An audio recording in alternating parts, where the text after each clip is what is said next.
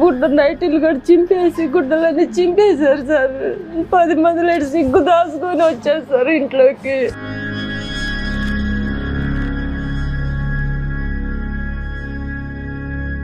నెల్లూరు జిల్లా కావలి కచేరిమెట్లో మరో దుశ్శాసన పర్వం చోటు చేసుకుంది. ఈ సంఘటన ఆలస్యంగా వెలుగులోకి వచ్చింది. కచేరిమెట్లో ఉన్న ఒంటరి మహిళ కుమారుడు పక్కింటి అమ్మాయితో లవ్లో పడ్డాడన్న ఉద్దేశంతో ఆగ్రహించిన పక్కింటి యజమాని కుటుంబం మొత్తం ఓకుమ్మడిగా దాడి చేసింది.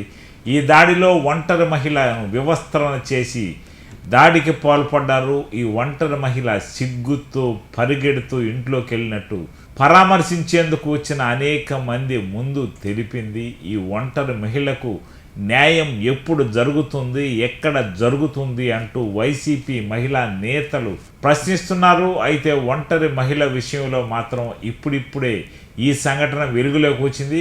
కచేరిమెట చుట్టుపక్కల మొత్తం ఒకే సామాజిక వర్గం ఉన్నాం. ఆ సామాజిక వర్గానికి సంబంధించిన వారే ఈ ఒంటరి మహిళపై తీవ్ర స్థాయిలో దాడి చేసిన సంఘటనలో ఆమెకు బట్టలు చినిగిపోయి పారిపోవడం జరిగింది.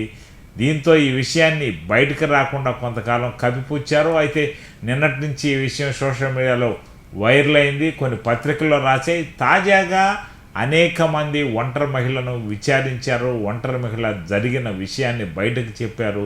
నెల్లూరు జిల్లా కావలి కచేరిమెట్లో మరో మణిపూర్ లాగా అయ్యిందని మహిళలు ఆరోపిస్తున్నారు. పక్కింటి అమ్మాయి మా అబ్బాయి ప్రేమించుకున్నారు సార్. ప్రేమించుకున్నారు. ఆ రీజన్ దాని ద్వారా కొట్టారు సార్. దాని ద్వారా కొట్టారు. పిల్లలు ప్రేమించుకున్న దానికి తల్లిని కొట్టడం ఏం సార్? మాట్లాడుకోవాలి కదా, పెద్దోళ్ళు పిలుచుకొని మాట్లాడుకోవాలి కదా. వాళ్ళు నా ఇంటిపై దాడిగా వచ్చాడు. ఒక్కసారికి ఏమీ తెలియలే నాకు. ఒక్కసారికి గూడు కుమ్మటిగా వచ్చేసి కొట్టేశారు సార్. నేను పడిపోయా, ఆస్మా పేషెంట్ని, థైరాయిడ్ ఉంది, నాకు దడ వచ్చేస్తుంది సార్. పిల్లలకి తప్పుడు కేసులు పెట్టి ఇరికిస్తాము అని మాట్లాడుతున్నారు సార్. నాకు ఎవరు లేరు సార్. నేను ఒంటరి మహిళని సార్. నా బిడ్డలను పెట్టుకొని బతుకుతున్నాను సార్. వాళ్ళు కనపడితే మేము ఏదైనా కేసు పెట్టి పిల్లల్ని కేసులో ఇరికిస్తాము అని మాట్లాడుతున్నారు సార్. అది ఎట్లా సార్?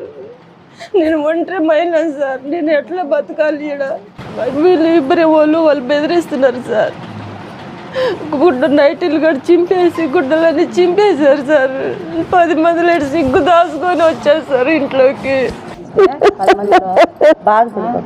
గుడ్డలు దించుకోవట్లేదు, అన్యాయం జరుగుతుంటాయి. ఎంత అన్యాయం చూడండి. మేము కచేరిమెట్టలో గత 10 రోజుల కిందట ఒక గిరిజన మహిళ మీద దాడి జరిగింది. ఆ దాడి ఎంత దారుణంగా జరిగిందంటే అంత దారుణంగా పోలీస్ వ్యవస్థ కూడా అసలు చూసి చూడనట్టు వ్యవహరిస్తున్నారు. ఆ బాధితురాలి మీద దాడి చేసి ఘోరంగా ఆమె బట్టలన్నీ అసలు చెప్పడానికే మాకే నోరు రావట్లేదు. అసలుకి ఇంత దారుణంగా చేసిన తర్వాత కూడా పోలీస్ వ్యవస్థ అసలు ఉందా కావాలో అన్నట్టుగా ఉంది. ఆమె మీద ఇంత ఘోరంగా దాడి జరిగితే మన కూటమి ఎమ్మెల్యే గారు ఎలక్షన్ ముందు కావలిని కాపు కాస్తానని చెప్పి మాట్లాడారు. ఈరోజు అధికారంలోకి వచ్చిన తర్వాత మహిళల మీద ఇంత దారుణంగా దాడి జరుగుతుంటే చాలా భయంకరంగా ఉంది. మాకే చాలా భయం వేస్తుంది.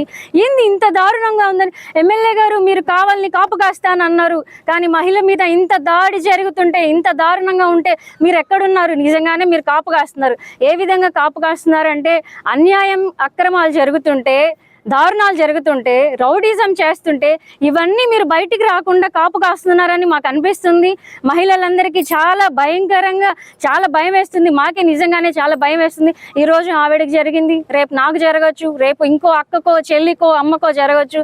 ఈ విధంగా ఇంకెవరికి కూడా దాడి జరగకుండా యాక్షన్ తీసుకోవాలని చెప్పేసి మేము కోరుకుంటున్నాము. ఈరోజు మహిళలందరం కలిసి వైఎస్ఆర్ కాంగ్రెస్ పార్టీ తరఫున మహిళలందరూ కలిసి ఆవిడకి మేము తోడుగా ఉంటామని చెప్పి పార్టీ నుంచి భరోసా ఇచ్చాము. అలాగే మా మాజీ ఎమ్మెల్యే రామిరెడ్డి ప్రతాప్ కుమార్ రెడ్డి గారు కూడా అన్ని విధాలుగా ఆమెకు ఆదుకుంటామని, ఆమె కుటుంబానికి తోడుగా నిలబడతామని చెప్పేసి తెలియజేశారు.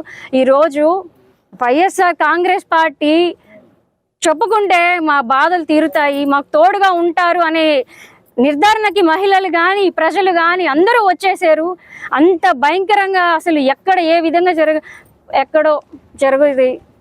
మొన్న మణిపూర్లో మహిళని రోడ్డు మీద వస్త్రం కూడా లేకుండా దారుణంగా చేసింది. అదే మన కావల్లో కూడా జరిగింది, రిపీట్ అయిపోయింది. దీన్ని మాత్రం మేము చాలా ఖండిస్తున్నాము. పోలీస్ వ్యవస్థ అసలు నిజంగా పనిచేస్తుందా లేదా? మాకు డిపార్ట్మెంట్ అంటే చాలా గౌరవం ఉండేది. గత ప్రభుత్వంలో డిపార్ట్మెంటు పనిచేసేది, యాక్షన్ తీసుకునేది. అది ముందు ఆ పార్టీనా ఈ పార్టీనా అని చూడకుండా ముందు వ్యవస్థ పనిచేసేది. కానీ ఇక్కడ వ్యవస్థ అనేది పనిచేయట్లేదు. ఎమ్మెల్యే గారు మిమ్మల్ని మేము ఒకటే కోరుకుంటున్నాము, మహిళల మీద దాడులు జరుగుతుంటే మాత్రం మేము చూస్తే ఊరుకోము, ఎంత దూరమైనా సరే మేము మహిళలం అందరమే పోరాడతామని చెప్పేసి వైఎస్ఆర్ కాంగ్రెస్ పార్టీ తరపు నుంచి మేము తెలియజేస్తున్నాము. ఫుల్ సపోర్ట్గా ఉంటాము. అమ్మాయికి న్యాయం జరగాలి. కానీ ఎంత అన్యాయంగా అమ్మాయిని ఇట్లా లాగి కొట్టడం, బట్టలు దించడం అంటే చాలా అన్యాయం అది మహిళకి. కానీ ఎస్టీ కమిషనర్ దాకా పోతాం మేము. అదే మాదిరిగా స్టేట్ కమిషనర్ కూడా వస్తారు. దీంట్లో మా ఎమ్మెల్యే గారు ప్రతాప్ కుమార్ రెడ్డి అన్న ఫుల్ సపోర్టు ఆమెకి ఉంటుంది మా తరఫున.